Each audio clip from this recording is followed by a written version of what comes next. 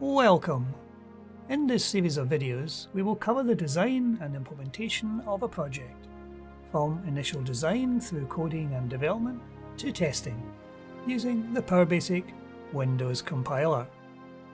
Today we will look to create a dashboard application using the PowerBasic Windows compiler and RMChart. For someone who is working with data sitting on or passing through a computer, you will spend a lot of time extracting subsets or summaries of information from large collections of data. For large complex datasets, these summaries are often displayed in a graphical form to allow easier understanding of trends in the data. One form of display is the dashboard. You may well already have the infrastructure set up to hold and display these reports and graphical representations in the form of websites and charting tools, making the creation of such dashboards relatively easy. But what if you do not? Perhaps you are a small company or an individual unable to dedicate the resources to such a project, such as web servers or purchased software. Or perhaps you want to add a dashboard using a PowerBasic application. Ideally, you want a quick way to prototype what the dashboard is to look like with the user or users that are looking for this.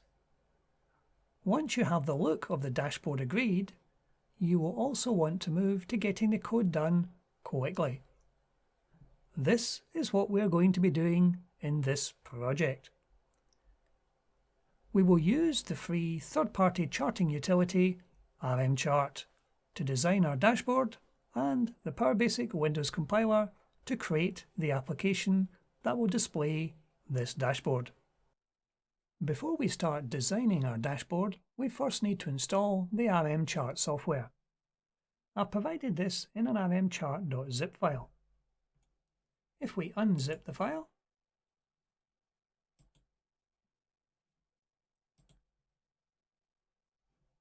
we will end up with an executable. And if we run the executable,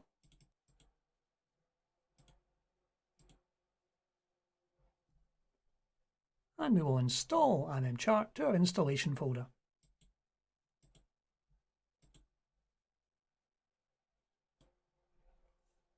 And there is our RMChart application installed on the computer. This comes with a number of folders, one of which is PowerBasic, and it comes with a number of these RMC files. These are sample charts. So to begin the designing of our dashboard, we're going to launch the RMC Designer, this application here. This application will load up the last chart you actually did, in this case one I did earlier for a demo. So let's click on the new icon for a new chart. And now we're starting with a pristine chart. There are a number of tabs at the top of your screen, the first of which is Control. This is where we designate how big the control is going to end up being on our application. And there are a number of regions. We'll make the width in pixels of our control 800. The regions are used to designate which area of the control we've just designated is going to be taken up by the first chart. At the moment, we'll leave it as one chart on the entire control. And it's set at the moment as a basic chart type, as a non-grid based pie, donut or pyramid. We can also have bar charts or scatter charts. We'll leave it as the pie chart for the moment, because we want to put on screen a pie chart. Initially, your chart is shown as we see on screen here. I'm going to change this to make it flat with shadow. This stands it out from the background. You can change the colour of the background by clicking on the colour picker, and you can step through each of the colours in turn. We'll leave it as the standard background for the moment, and we'll go ahead and start to add our region information. This will be the detail of the chart we want to actually show to the user. we can set things quite easily like the caption and the footnote. So let's assume for our dashboard that we have a help desk system. And this help desk system is taking in each day a number of incidents and a number of requests. Incidents being where the user's service has been interrupted, and requests is where the user is actually requesting some change to the system. So let's do the incidents first. And there is our title at the top of the chart. In our chart, we want to report on incidents per department or division. So let's assume our company has a number of divisions, and we want in a pie chart to show how many incidents have appeared per division per day. You can create a footnote, which is quite useful for saying when the chart was actually generated. If you want the font size to be larger, you can quite simply change the font size. So now that we have our title sorted out, what can we do about the actual pie chart itself? Well, to add our pie chart, we need to go down to the bottom here to add a series. And we'll go in and we'll edit our series. This allows us to put some data points in. You can pick these from a file or you can enter them manually. For the purposes of demonstrating our dashboard to our users, we'll just put them in manually. Let's say we have 4 data points. And there, straight away, is our pie chart. Now, we have no legend on this yet to say what each of these slices of the pie actually refers to, so we'll add that next. We can decide where on the screen our legend is going to go. Do we want it at the top, the bottom, the left, or so on? So let's put our legend on the right hand side of our pie chart. And we can put in the legend text what each of the slices of the pie is actually for. And there is our legend. We can again change the background of the legend itself to make it a different colour.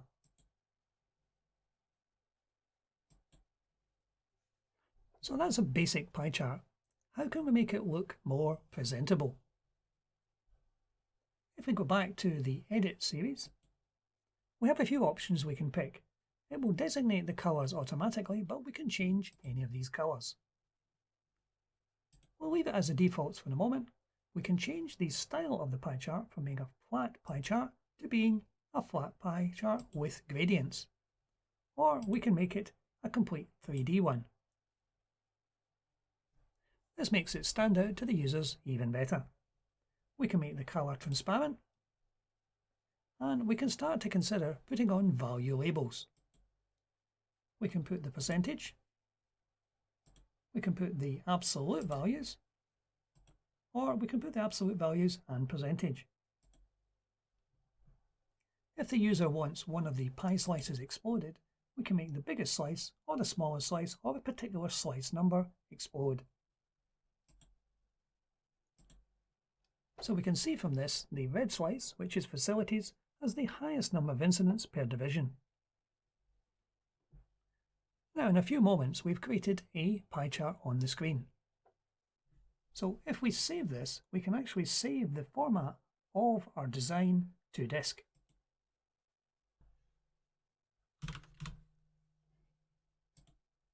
This way, if we need to come back later and make changes to our design, we can do so quite easily.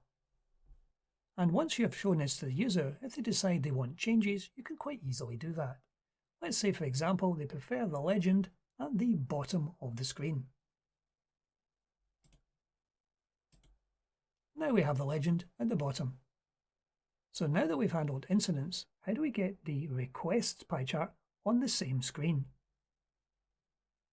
If we go back to the Control tab, we'll see that the designations for Region 1 are 5 pixels from the top left and 5 pixels from the bottom right. Now, as we know, our width is 800 and our height is 450. So let's say we want the width to be 395. So you can quite happily tweak these numbers until you have the chart occupying just half of the screen. And now we'll add a Region 2. And Region 2 can start from 400 and its width can be the same as the other one. Now if we go into region 2, we can put on another pie chart. So let's give this a different caption. And just as we did before, we will add a new series. Just because we had the first pie chart in one format doesn't mean we have to have the second pie chart in the same format.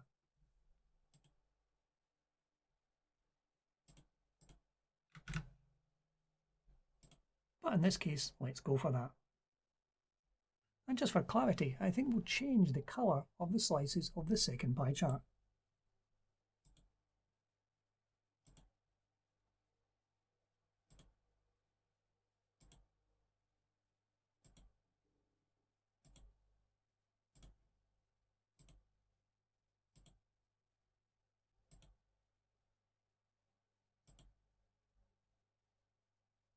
And now we have two charts on a dashboard showing different colour schemes, so there should be no confusion about what's what.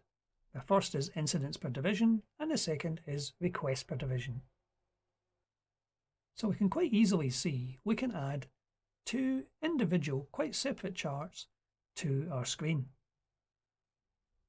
Having completed this, our user now wants to add a third chart, this being a different chart from the ones we've done already. How can we support this? Well, probably want to increase the size of our workspace.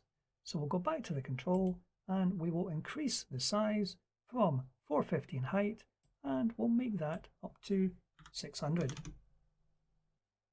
The application has moved our pie chart slightly further down. We can adjust that by adjusting the size of the height.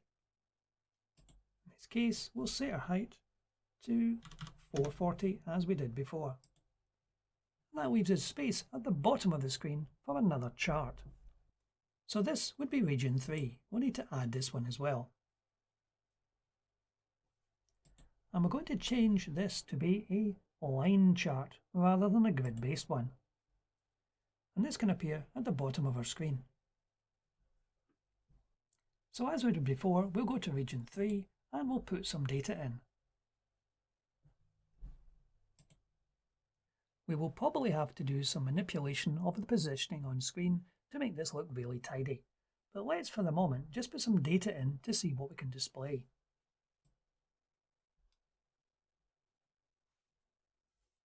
At the moment our tick count is 5, giving us 5 columns. Let's assume we want to display the number of incidents and requests that come in during the day. And this particular organisation has a 12-hour day, starting at 8 in the morning and finishing at 8 in the evening. So we'll say we have 12 hours to report on. So we'll change our tick count to 12. And we have 12 columns. So we can set the label text on each of these columns. And we will actually need 13. So there we have 13 columns. And we're going to display a graph that is going to show the number of incidents and requests coming in per hour. So we will want two sets of data showing on this graph. So let's do the first one. And at the moment we'll make this a line graph. And we'll nip into series 1 and we can put our 13 data points in.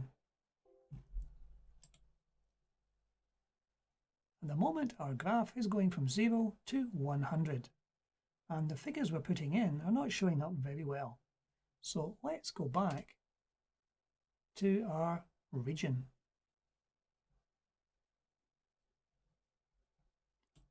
In our region, the minimum and maximum are showing as between 0 and 100. If you set both of these at 0, then the graph will automatically scale for you. And this gives us a much more usable graph.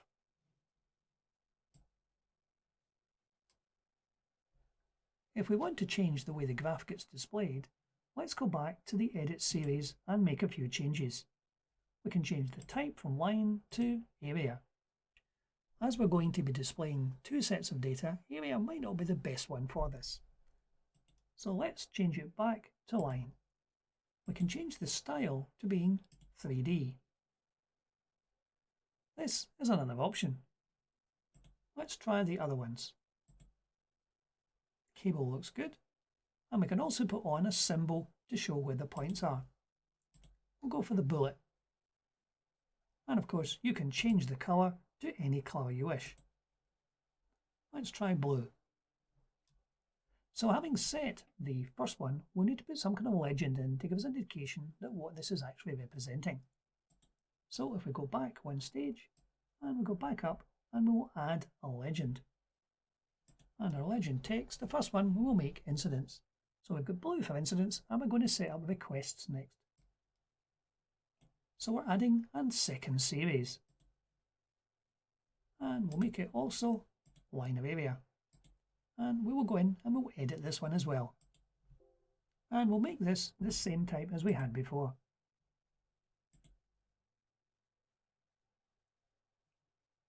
And we'll change our colour for this one to be something a little more readable. So now we have two sets of data appearing in the bottom of our dashboard. So let's just increase the size of our dashboard slightly so we can get this grid a little less crammed at the bottom of the screen. If we go back to our control, and we will add another 100 pixels. And let's reduce the size of our top one slightly.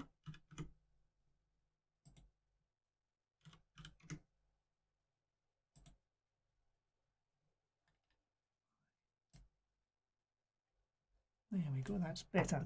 So we've now got something that fits slightly better on screen and is less crammed in. You can use the show border tick box to see how much space each of these is actually taking up on screen.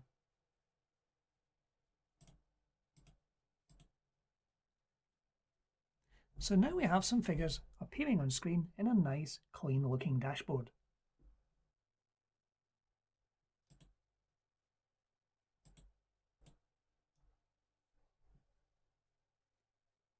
So now we've got a dashboard that meets our users' requirements. It's showing the information that they want to see. Admittedly, the data we're feeding in to this dashboard at the moment is pure test data. We'll want, when this dashboard goes live, to link it into our incident and request system, so it's pulling information out of there. But for the moment, this is showing quite nicely. So now that we have a dashboard that the user likes and is willing to sign up to, how can we turn this into some good code? This is where RMChart really scores for the Power Basic user. Let's just save the chart as it stands. And if we go into the File menu, you'll see on the File menu there are a couple of options which are very interesting. Get Source. If we click on Get Source, it gives us the option of taking the information out of the designer and preparing the source code for you. If we go for a complete ready-to-go source and hit OK, it copies the source code to the clipboard. We can now launch Power Basic Windows Compiler, and in here we're simply going to paste in from the clipboard. And all the code is now in our control. If we look at the top of the source code, we'll see there are a number of includes.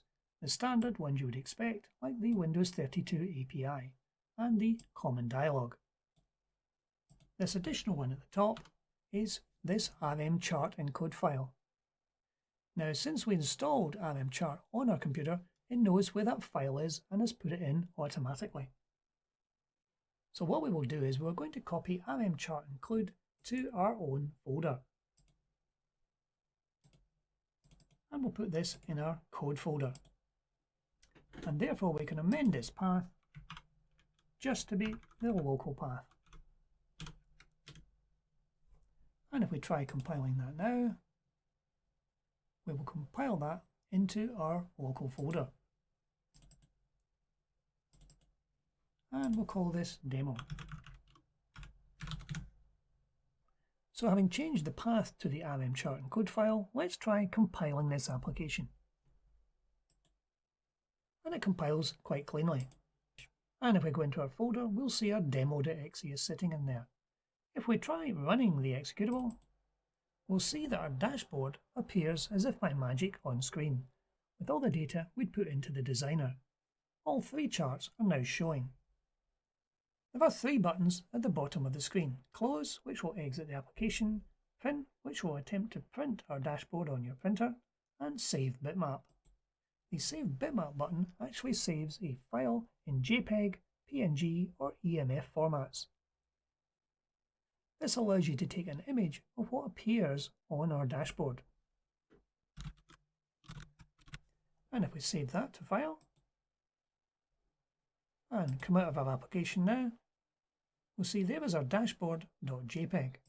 If we open it up, we'll see there is our dashboard in living colour. So using this RM Chart Designer gives you a mechanism by which you can very quickly create a dashboard for the user. It also creates all the source code for you, which you can then paste into your application and then recompile. However, the data we're showing in this dashboard is purely test data. We'll want to link that into some real data coming from outside your application. However, we'll cover that in the next video. That's it for today. Thank you for watching.